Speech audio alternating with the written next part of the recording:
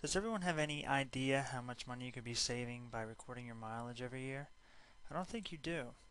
I'm not going to be able to show you exactly how much, but if you drive every day and you're just wasting away not writing down your mileage, you're missing out on a gold mine of write-offs and deductions.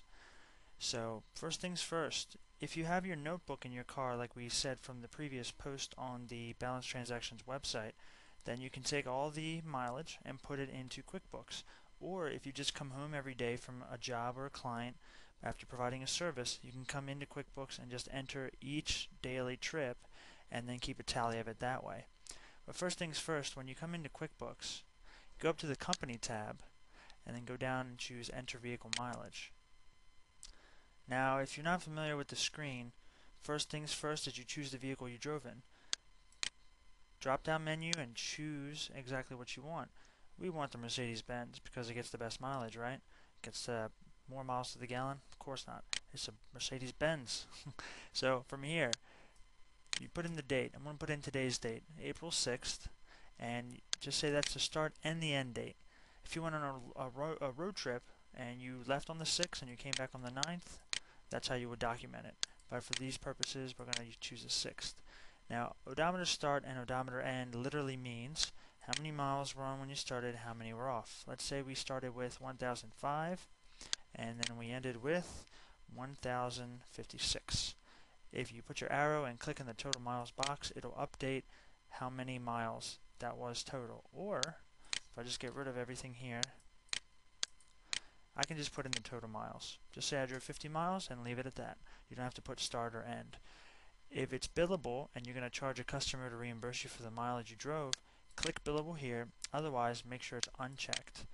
And last but not least, you want to choose the customer that you went to service. So let's say Adam's Candy Shop. What service item did you use? Did you deliver something? Did you design something? We're going to say we delivered something. And if you have a class associated with this customer or a part of your business, you can choose it from this menu here and keep track of classes here. Put a little note such as delivery, and if it was more than one trip that you're going to take, and this was the first one, make a note of it. Say trip 1 of 2. Non-billable, and save and new. And if you hit previous, you'll see that it's there and it's saved. And all you have to do is to check your mileage, you go to the mileage report button, click here, and then all your mileage is listed. This is for 2007, so we want to put 2009. I'm going to change the 7 to 9 and hit refresh. And this is a previous entry I put in earlier for 100 miles, plus the 50 we just put in gives us 150 miles, which at this year's expense, it's 55 cents per mile.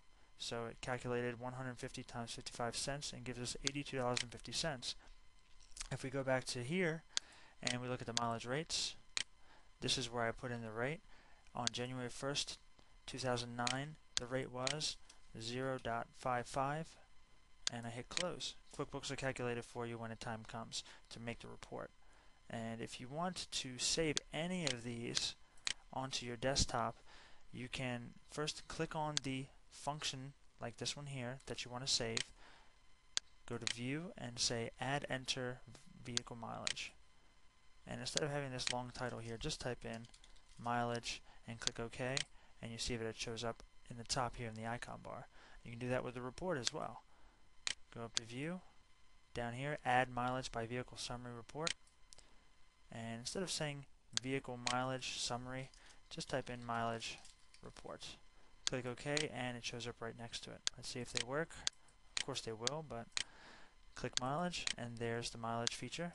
Click mileage report and there's the report. Of course you have to change the date according to the date field or date range that you want, and it's as simple as that. You don't have to do anything else, and this is the first step you can take in getting major deductions from driving each year for mileage.